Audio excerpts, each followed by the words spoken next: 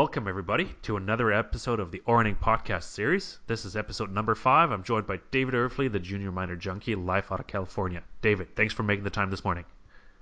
Oh, anytime, Kyle. Always enjoy talking to you. I appreciate it, and I'm gonna start setting out the tone of this interview a little bit, because talking about a bear market, it feels like saying Voldemort.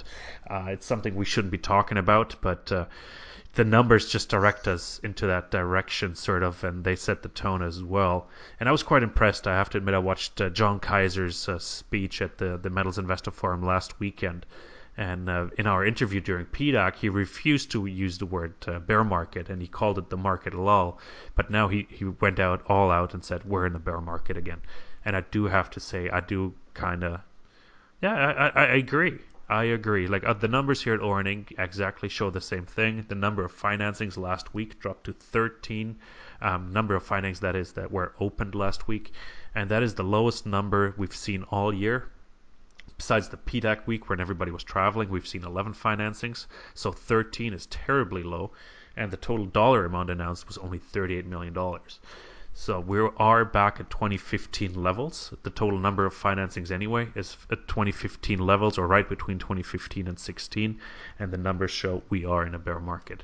If seasonality is an indicator, the summer is going to be terrible as well, and CEOs should better be renting a sailing boat, go out there over the summer instead of really trying to work the markets. Just wait till mid-August, wait till people are ready to listen again, and then start hammering the phones. David, what do you see out there? What's happening? Well, it all depends on which stocks you're in. There are success stories out there. There are shares that are still being bought up. I don't think it's a bear market per se. It's just a stock picker's market. You really, really have to do due diligence, and you have to pick the right stocks. The GDX and the GDXJ have been trading in this really tight range for a really long time, and the trade adjusted volume is the lowest in history, I believe, in the GDX, and the interest is not there, and you're seeing sentiment levels get really low. And we're getting towards July, which usually is a time when the gold sector bottoms. And in July and December are really usually a pretty good time to pick up some juniors. And there is an outside chance here, I think, that it happens a little earlier this year. It's interesting, because we've already had the summer doldrums early this year. Yeah, we didn't have any seasonality in January. We didn't have a massive spike. So we're just, I don't know, it's like people always tell me, okay, history always repeats itself. It's like in the mining space, I don't really agree. Like it's a different kind of story and different market momentums. And we see a lot of volatility in some of the stocks. And because there's a lack of buying, or in some cases a lack of selling, we see massive spikes to the up and down side. It's quite interesting. So... Yeah, and our misery is having some company, because there's not too many people making money in any market this year. I mean, it's been a difficult market for most people. So, personally, my portfolio is flat on the year, and I'm pretty happy with that, considering what's taken place so far this year in the junior sector. No, that's not a bad performance. Yeah. Yeah, it's not bad at all. That's not a bad performance. So, but like I said, there's still some stories that are being bought, and resource updates are coming out, and PEAs are coming out that look good, and those are being bought, and drill results, really good ones, are still being rewarded. So, I wouldn't say it's a bear market. I'd say it's a lackadaisical market. I think that would be a better term to use. Yeah, bear markets. Actually, I was trying to I had a chat with Mickey Fulp earlier today, and I was trying to come up with a word for it, because it's not a pretty market. It's not lagging. Like, it's not a bear. It's not a bull. Like, what kind of animal is it? Mm-hmm. It's a sloth market. I have no idea. It's a cute animal, but like, what are you going to do with it? I don't know. Right?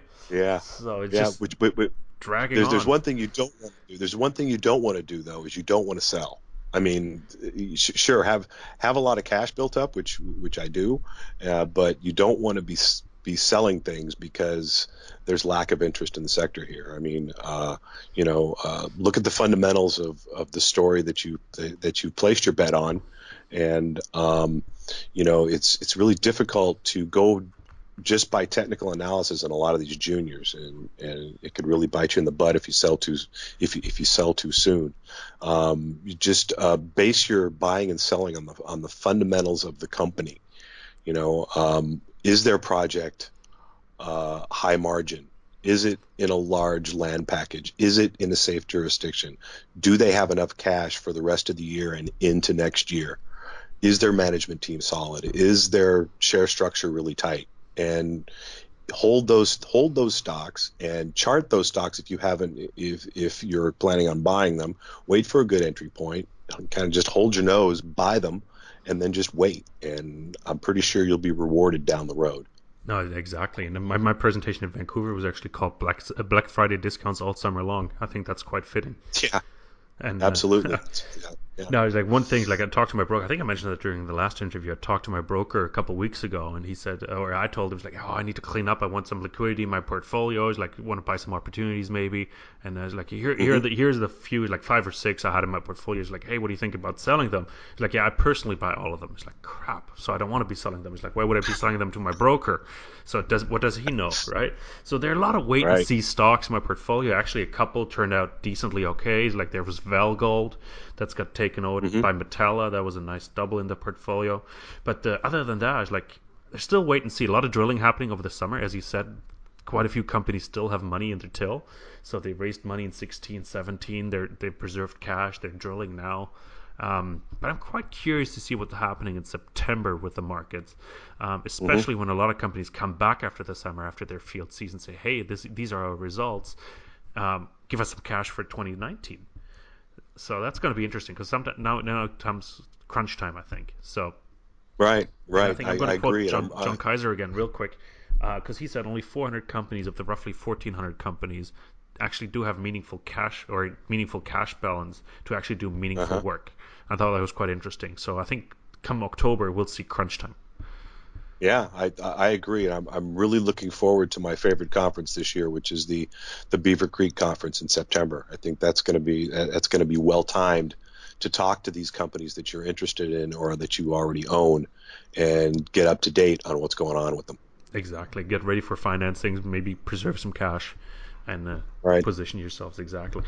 David, to sum things up here, what kind of companies are you tracking right now? What's the hottest stock in your portfolio right now?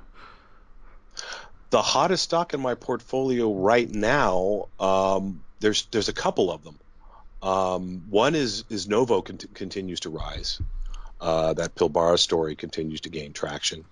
And the other one is Revival Gold, who came out with a really good resource, uh, updated 43101 resource today. So those would be my hottest stocks right now. Yeah, no, I'm just looking at the Novo stocks. They're back at $6.23. That's very nice. Nice recovery from the sell off there late last year. So that's fantastic. Nice. No, as you said, it's a stock picker's market. Do your due diligence, right, and follow the stories. Absolutely. And the stories haven't Yep. changed. It's just the markets that's No. changed a little bit, right? And there are a lot of Right. stories out there that actually have increased shareholder value, but the share price has not risen. And people Yeah. tell me there's Yeah. always a reason why the share price is where it is, but I'm starting to believe that's not the case, and in some stories regard. And do your due diligence, believe in the stories. Eventually, the tide will turn. If you have the Yeah. cash or the I mean, patience to sit it out, you shouldn't be playing with your rent money anyway. So, um, exactly. Yeah. if you're Poor doing that, margin. then you're probably in a world of hurt for the next 2 3 months because either you can't sell, you don't want to sell, or you shouldn't sell, right? And Right. just Right. gotta But wait. the bottom line is these majors are running out of high margin deposits and they have to replace them. Exactly. So that is we all know that M&A is going to heat up again. We just don't know when. No, I'm curious to see what Goldcorp is doing with their portfolio of stocks, but there are other majors out there that need to start investing, come out of the woodworks. I think a couple of them. I'm trying to think. I don't think Newmont has any. Has Newmont done anything? I don't think so.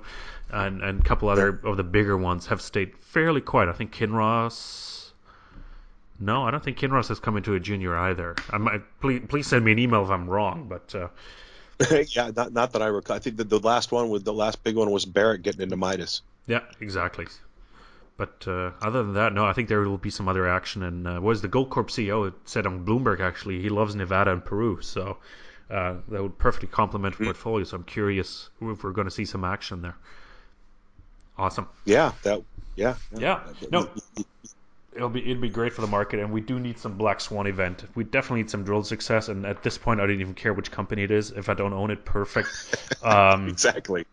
Yeah, Bring people into the sector, please. exactly. I'm not even going to be jealous or anything. Just something that attracts attention, that does make sense. There's no smearing in the grade, and people do actually get genuinely excited about. And I'm really happy to see Novo actually building back some of that shareholder value here in the share price. I'm really happy because I think that's a good thing for the sector.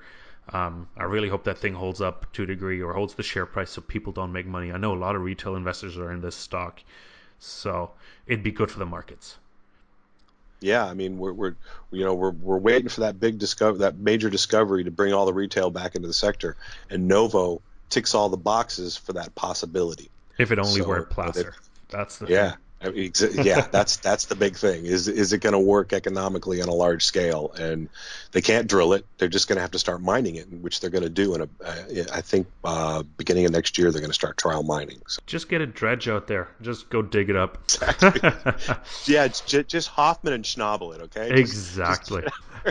Get those experts out there. Bring a yep, camera team and just have some fun with it. exactly. Now, David, much appreciated as always. Thanks for taking the time. We'll upload this video or this Skype interview really quickly, and make sure it's out there in a timely manner as we talked about Revival and others. And appreciate your time this morning, and hope to chat with you again very soon. Me too, Kai. Have a good one.